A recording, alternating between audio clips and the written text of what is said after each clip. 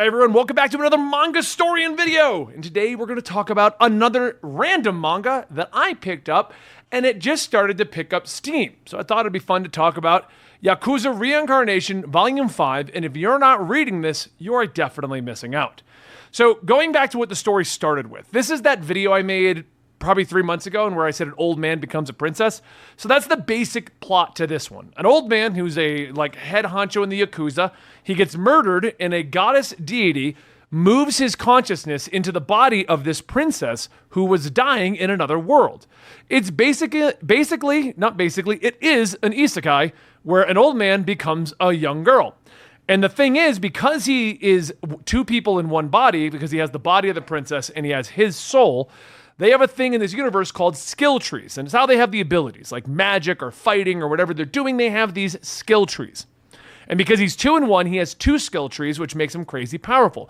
But he's still in the body of a young princess. Now, for 4 volumes, this story has basically, I've been enjoying it because of the way he reacts to everything in her body. I'm just going to say she at this point because he's just going through as her, so it's just that. She doesn't have any... He remembers all of his history, but for her, no one knows what happened. Out of the blue, she just became very bolsterous and brash and going in and just fighting everyone and pretty much resolving the country's problems and issues by fighting her way through the whole thing, okay?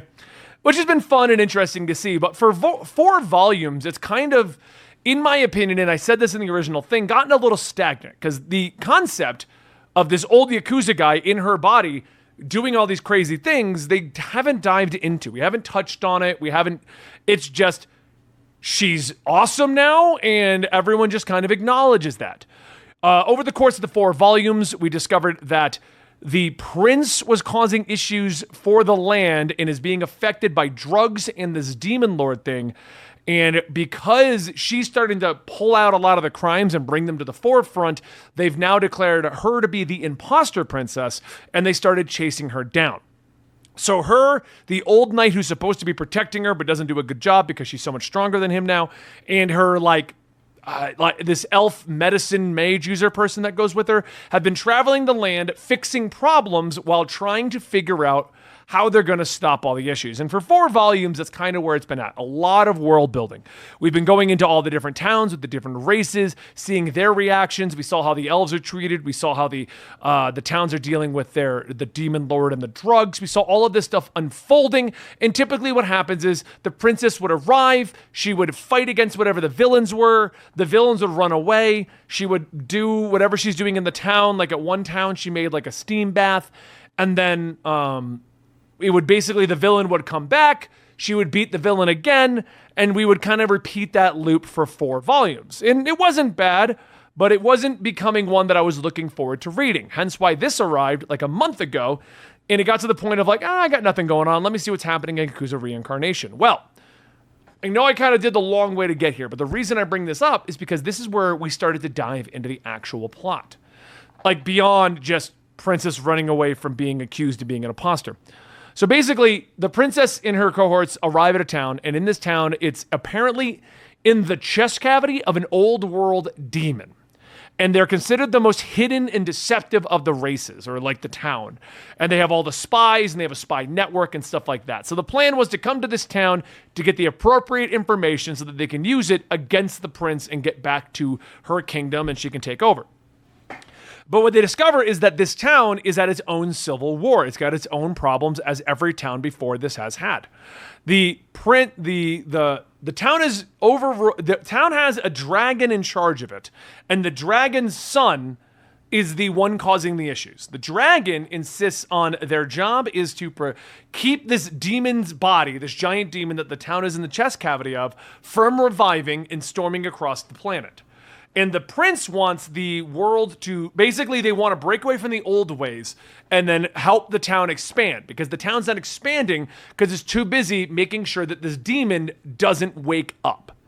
So it's got this cool dichotomy back and forth with that. And at first I'm like, okay, so we're doing the usual thing. Princess is going to show up. She's going to fight the dragon's son. She's going to fix the town in some way. She's going to make amends and she's going to leave. But we quickly discover that's not what's going on. So we finally start to dive into old memories of the princess being this Yakuza guy and the problems that he was having as a Yakuza member. He starts getting memories and starts getting flashbacks, which causes issues when he goes to meet the dragon. Because the dragon's like, I don't know what's going on. I don't care. Get out of my face. I'm not helping you. Because the dragon's busy trying to protect the world from this demon lord thing from awakening. So the princess then, in standard fashion, starts jumping up and punching the dragon, which for the first time actually breaks her arms. Now, before this, the elf mage would be able to heal them instantly if she actually caused any actual damage. But this is the first time it's a significant blow. It's as we normally do with these. I got it in here. She got the punch in. I will get to it. Don't worry. Yeah, there we go. Like this scene right here. Come on, zoom in. There we go. I love the artwork in this. This is the big thing that keeps me coming back. It's just so dynamic, so just all over the place. I love it. But the fight between the dragon and the princess continues, and it ends with basically her being broken. And they get put into a prison where the magical abilities are suppressed and they can't get up. So they can't heal her. That's when it takes a different bit of a turn. It was only halfway through this volume that it took a turn. So what happens is the prince arrives. We find out that he is a dragon. The dragon itself is his mother, and he is not strong enough to maintain a dragon form. So what's going on is the mother dragon has decided to continue to guard the body instead of passing on to her lineage because the son isn't strong enough. The son is trying to get rid of the mother because the son doesn't think the demon lord can awaken and feels that this is stifling the town. So that's what's going on with that. And so he arrives to try and get the princess to marry him to use as a political pawn. Now, in a weird turn, obviously the princess says no. They get out of the prison. The princess gets healed up.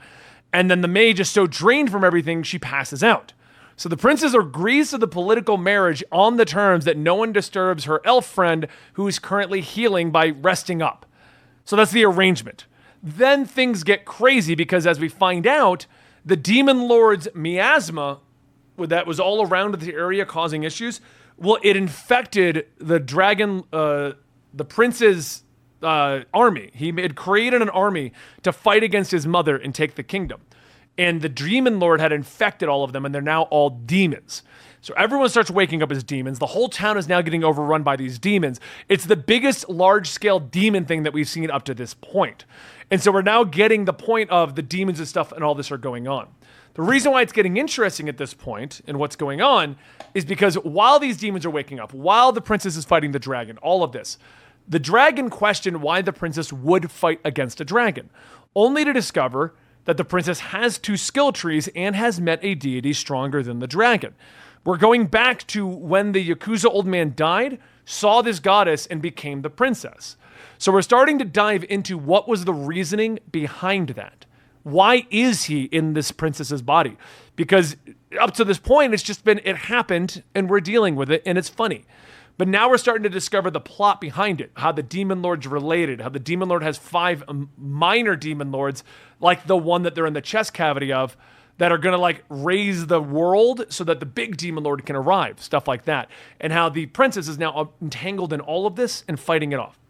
So what I'm getting at is if you haven't tried this one out yet, we're at volume 5, the story's starting to pick up. I would say that this is a good time to get into the story because now you have 4 volumes of great world building that eventually leads to the plot itself progressing. And I don't see this ending. I'm pretty sure I read that this one's getting an anime. I'll just Google that real quick. Okay, I was wrong. I was thinking of Level 1 Demon Lord and One Room Hero. That's the other book I've made these videos on. So this one's still just in manga format, but I do highly recommend it. It's not as fan servicey as some people would want this kind of a story to be, which I actually enjoy because it's more about the story and less about the fan service. But if you're into that kind of thing, there's definitely stuff in here. But overall, it's just about the princess and how strong she can be and how strong she is and how she's fixing her world. And it's just a lot of fun. And it's just not the way that I was expecting this story to unfold. So I highly recommend it. Volume 1 through 5 is definitely worth checking out. World building into our actual plot points. And if you are checking it out and you did check it out, Let me know in the comments down below what you think about Yakuza Reincarnation, because this is one of my current favorite mangas. And as I was falling off, this redeemed it. So definitely check it out. All right, that's all I got for you on my Not One Piece series. We're also going to be talking about a few other things coming out real soon, so make sure you like, subscribe, hit that notification bell, and thank you for your continued support right over here at Mangastorian. I got some new ones that you guys have recommended that we're going to be talking about soon.